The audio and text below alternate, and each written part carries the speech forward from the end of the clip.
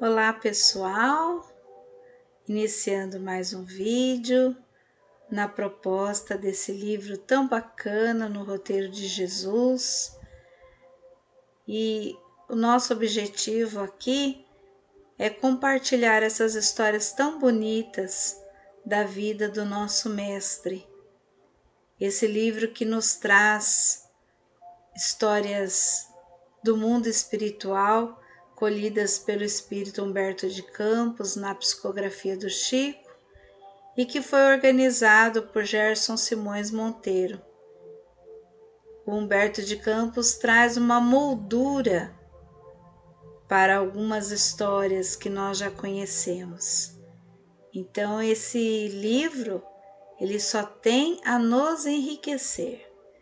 Por isso, se você estiver aí gostando, achar que ele é bom, bacana, que está dizendo alguma coisa no seu coração, compartilha com alguém, envia para algum amigo, algum familiar, se inscreve no canal e assim que o vídeo for lançado, você vai receber a mensagem para poder acompanhar.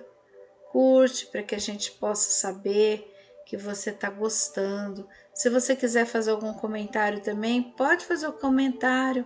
Nós vamos tentar responder na medida do possível. Mas vamos nos unir para levar a mensagem para muitos lugares, muitos corações. Que esse é o nosso objetivo. Então vamos pedir a esse querido amigo, Jesus, nosso Mestre, a luz das nossas vidas, que possa aquecer os nossos corações, nos inspirando no bem, acalmando as nossas dores e nos auxiliando a caminhar, que Ele possa estar em nossos lares, iluminando a todos nós, que assim seja. Então, nessa proposta do livro No Roteiro de Jesus, nós vamos para a lição 4, ou a história 4, que fala do candidato apressado.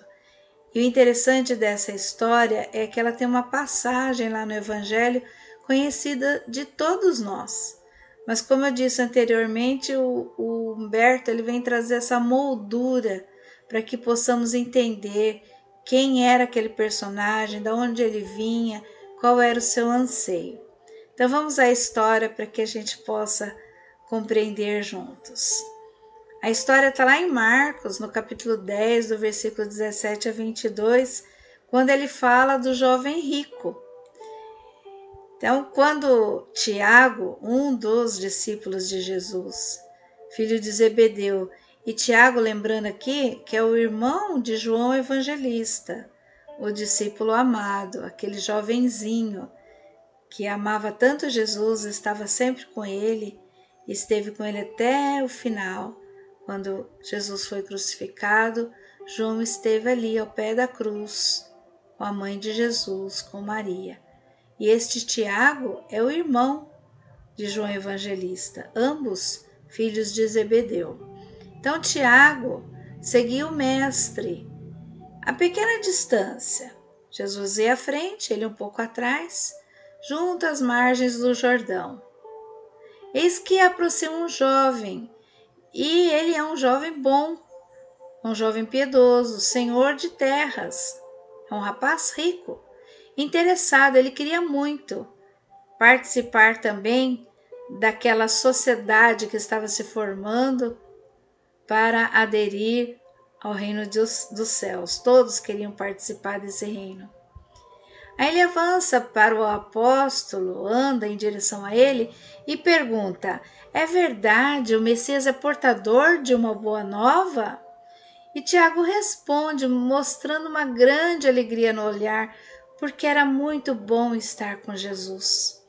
E aí ele responde para esse jovem: sim, ele é o mestre da vida eterna. Teremos com ele um mundo renovado, nem opressores, nem vítimas. E se irmãos, seremos todos irmãos, filhos do mesmo Pai. E aquele jovem tão interessado começou a fazer muitas perguntas para o Tiago. Perguntou a quem, que lema que ele obedece.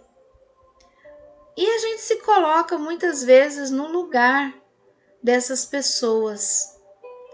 Se hoje nos encontrássemos com Jesus, como é que seria o nosso comportamento? Quais os questionamentos que nós faríamos a Ele? E quando nós falamos de nos encontrarmos com Jesus, a gente sempre pensa que Jesus vai estar materialmente ao nosso lado, poderemos segui-lo, vê-lo, tocá-lo. Será que nós acreditaríamos que seria Ele? Mas Jesus não nos deixou.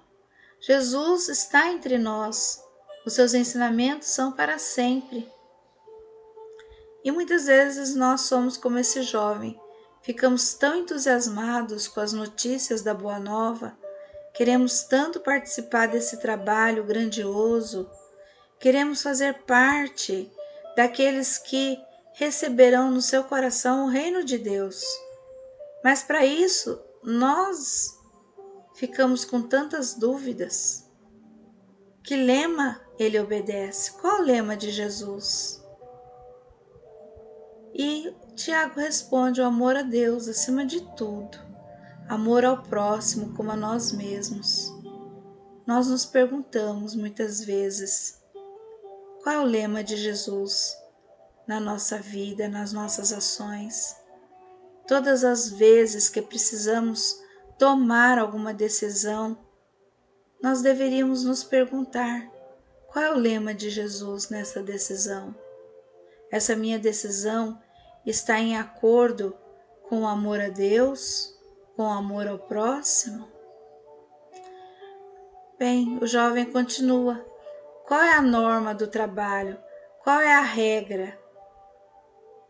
E aí Tiago responde: bondade para com todos os seres, inclusive os próprios inimigos. Nós também podemos pensar a respeito. Qual é a regra que Jesus nos coloca, nos pede, nos mostra e nos orienta? Que possamos ser bons com todos os seres.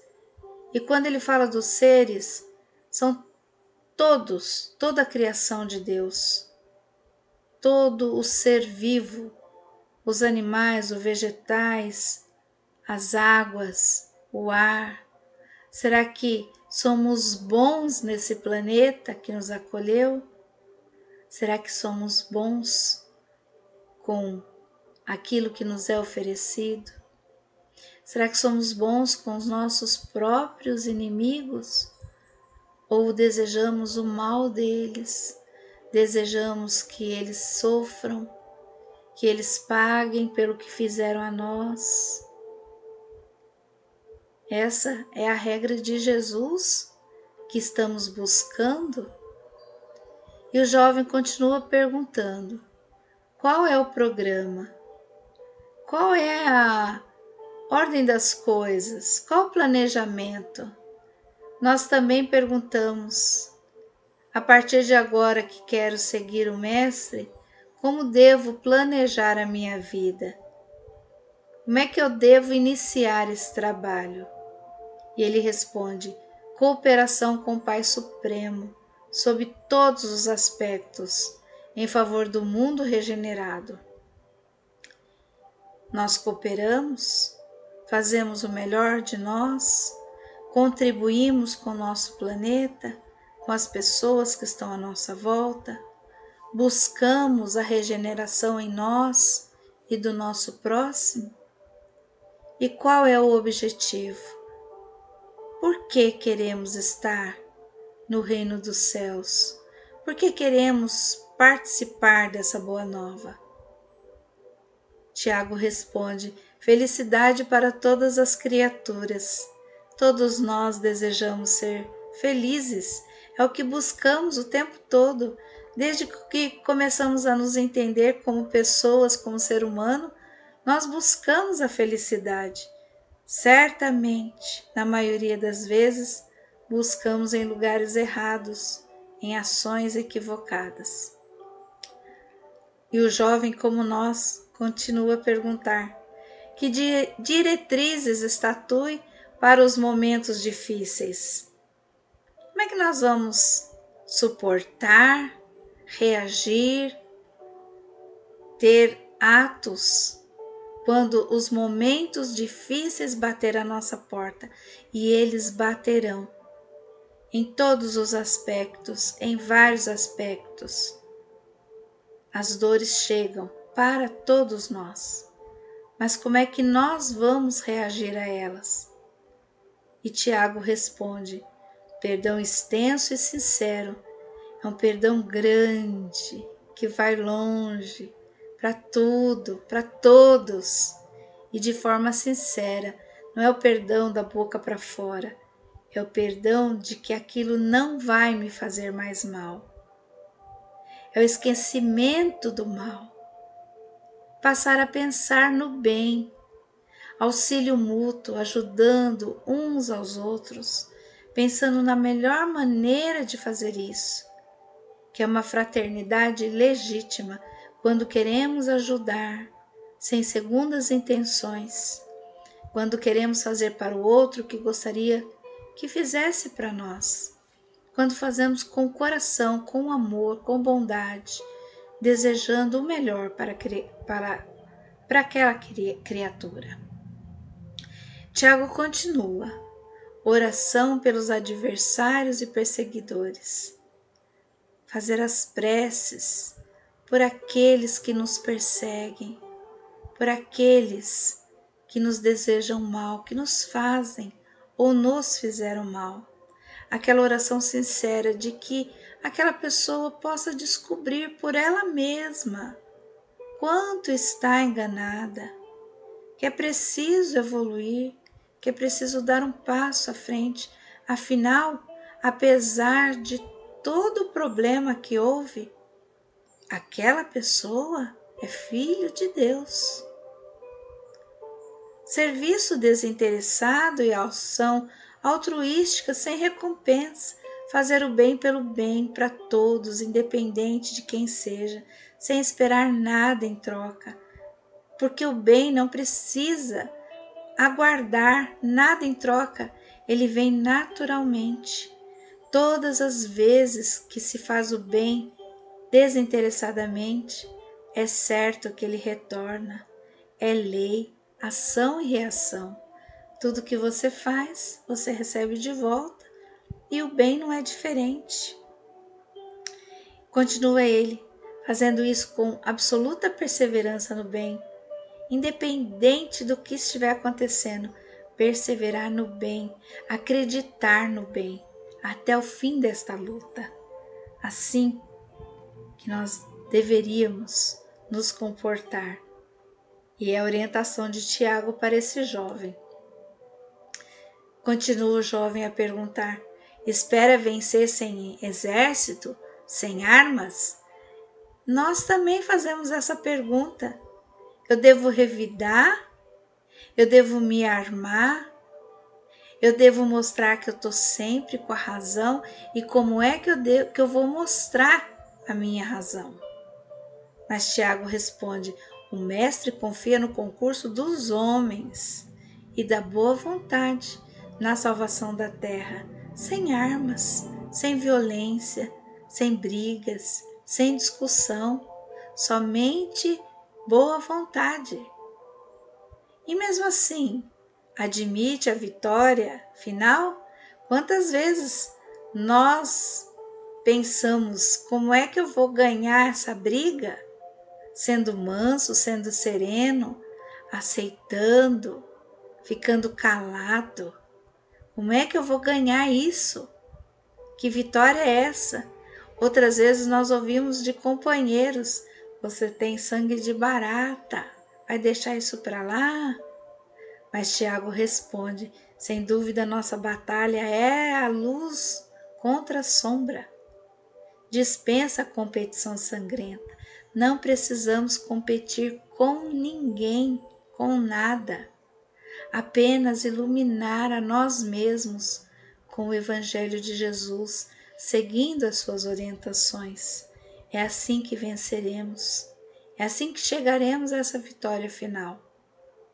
Mas o jovem continuou perguntando como nós perguntamos: que pede o condutor do movimento?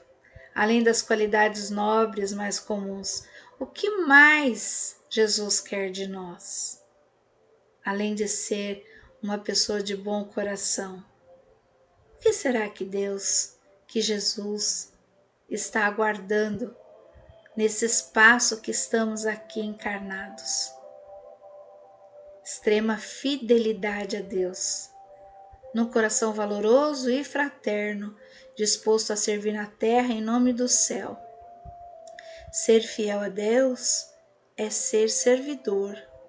Jesus disse que o menor seria o maior, aquele que mais serve, aquele que se doa, aquele que é misericordioso. E nessas ações, fiel a Deus, porque o bem, as leis divinas estão acima de quaisquer interesses. Por mais valiosos que possam ser os interesses materiais, eles jamais poderão ser superiores às leis divinas. E a fidelidade a Deus é muitas vezes abrir mão de interesses materiais, interesses que podem prejudicar nosso irmão, prejudicar a nós mesmos. O moço rico exibiu estranho fulgor nos olhos móveis e perguntou após ligeira pausa, porque ele ouviu tantas respostas positivas, ele estava muito entusiasmado. Como nós ficamos? Acredita possível meu ingresso no círculo do profeta? É possível entrarmos nesse círculo? É possível trabalharmos para o bem? É possível sermos os seguidores de Jesus?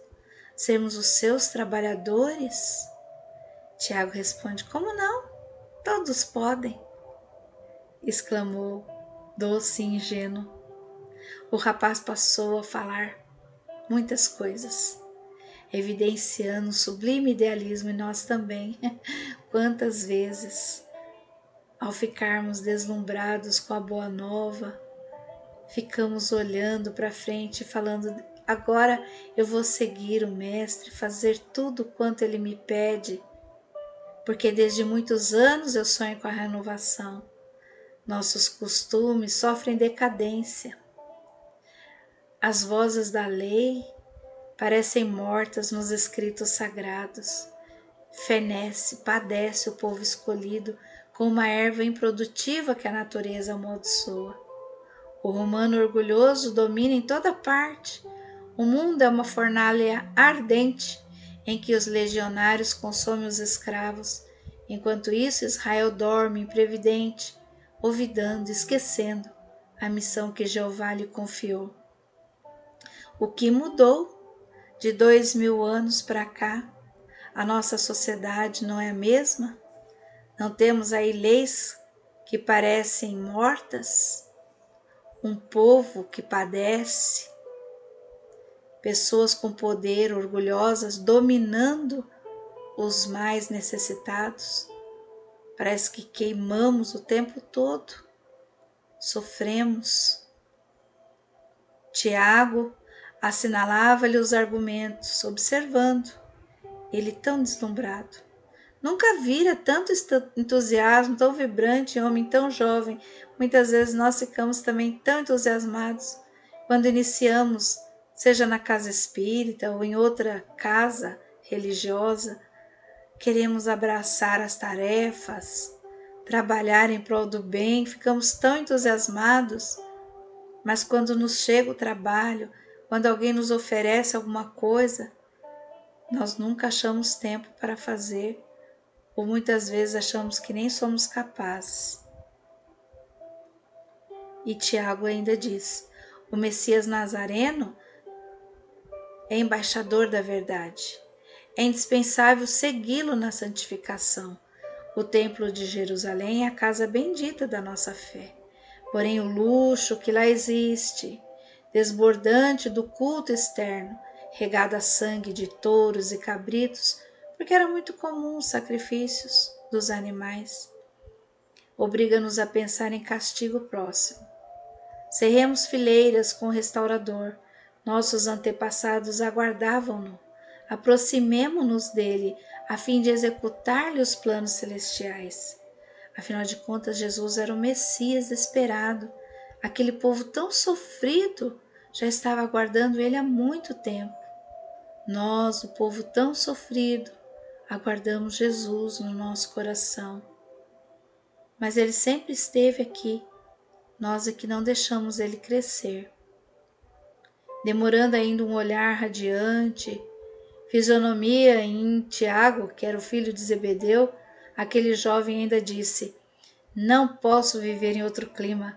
Procurarei o Messias e trabalharei na edificação da nova terra.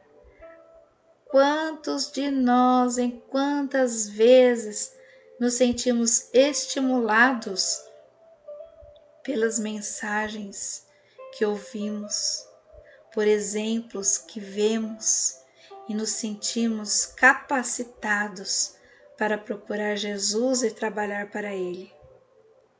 Disse ainda: não perderei mais tempo, deixando ali as coisas que ele trazia para ir em busca de Jesus, lembrando que Jesus estava somente alguns passos à frente. Afastou-se rápido, sem que o discípulo do Cristo lhe pudesse acompanhar as passadas largas. Marcos, o evangelista, descreve-nos o episódio no capítulo 10, encontrando-se a narrativa dos versículos 17 a 22. E aí vem essa moldura toda, onde nós encontramos aquele jovem. Pôs-se o rapaz a caminho e chegou correndo ao lado de Jesus. Arfava cansado, porque ele havia andado rápido. Pretendia imediatamente admissão no reino do céu. Ajoelhou-se, exclamou para o Cristo: bom mestre, que farei para herdar a vida eterna? Jesus, o que devemos fazer para herdar a vida eterna? O divino amigo contemplou sem surpresa e perguntou, porque Jesus sempre respondia com outra pergunta: por que me chamas bom?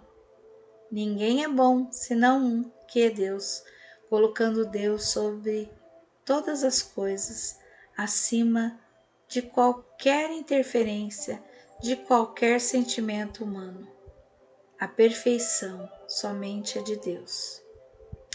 Diante da insistência do candidato, indagou o Senhor quanto aos propósitos que o moviam, por que ele queria estar junto deles, esclarecendo o rapaz que desde a meninice guardara os mandamentos das leis. Veja bem, era um rapaz bom que guardava as leis de Deus, cumpria os mandamentos, aqueles 10 e até a legislação mosaica. Jamais adulterara, nunca matara, nunca furtara, honrava pai e mãe em todos os dias da vida. E nós também podemos dizer isso para Jesus. Guardo os mandamentos. Não adulterei, não matei, não roubei. Honrei pai e mãe.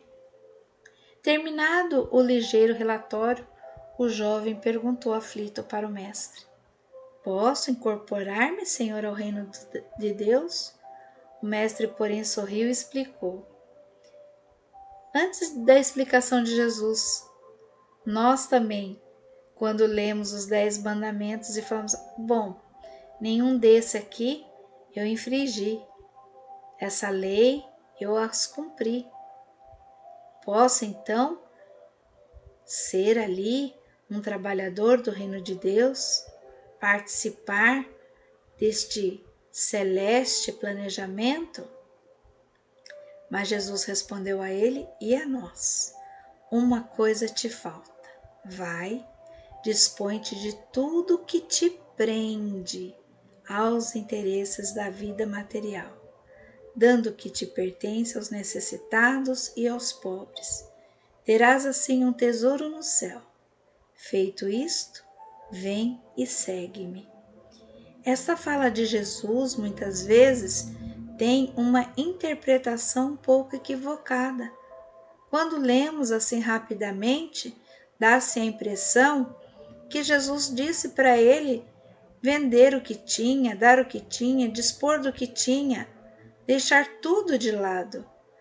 Mas existe uma palavra apenas no qual nós devemos observar, que te prende.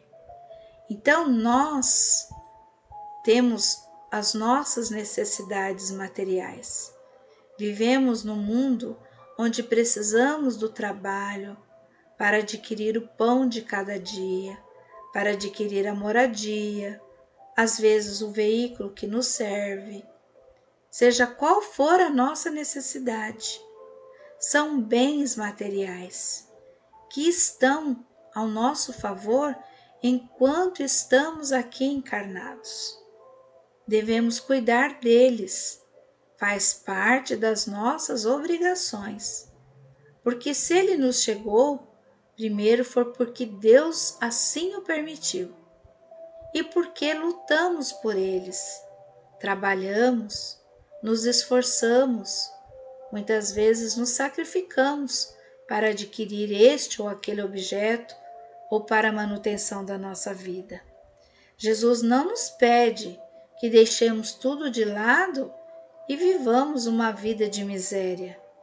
O que ele nos pede é que não nos prendamos às coisas materiais, que possamos enxergá-las como um empréstimo que nos é dado por algum tempo para usufruirmos da melhor maneira possível, mas que podemos colaborar com aqueles que não têm o que nós conseguimos, ou aqueles que nada possuem.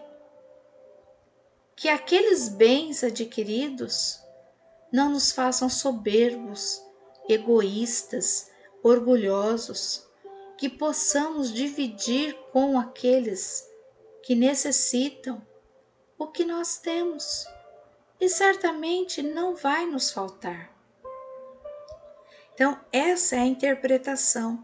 Jesus disse a esse jovem: dispõe de tudo o que te prende. Se você está preso a algum objeto, alguma coisa, dispõe daquilo.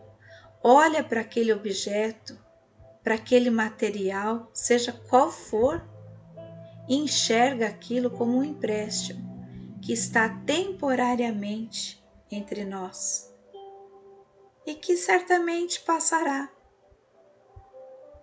seja porque podemos perder, porque queremos outro melhor, ou porque vamos sair dessa vida e não vamos levá-lo. Não vamos levar nem mesmo o corpo que hoje utilizamos. Então, este é o ensinamento de Jesus, para que possamos nos desprender daquilo que nos prende. Foi então, nessa interpretação equivocada, que aquele idealista que tanto queria trabalhar na seara de Jesus e alcançar os reinos dos céus, exibiu intraduzível mudança. Ele ficou decepcionado. No momento esqueceu o domínio do romano, esqueceu que eles eram quase escravos em Roma, esqueceu a impenitência dos israelitas, o sonho de redenção do templo, a boa nova e o mundo renovado. Ele se esqueceu de todos os seus ideais, porque ele estava ainda preso aos bens materiais. Extrema palidez cobriu-lhe o rosto, e ele que chegara correndo, retirou-se em definitivo, passo a passo, muito triste. Quando precisamos nos apartar de alguma coisa, nos revoltamos, colocamos a culpa em Deus, achamos que Ele não está nos olhando. Mas é preciso muitas vezes entender que é o momento de se desapegar e seguir em frente, caminhando no roteiro de Jesus. que Ele possa nos inspirar, nos fortalecer, para que possamos realmente estarmos livres para o trabalho que nos chama. Muita paz a todos, aguardo-os no nosso próximo encontro para o próximo vídeo. Até lá!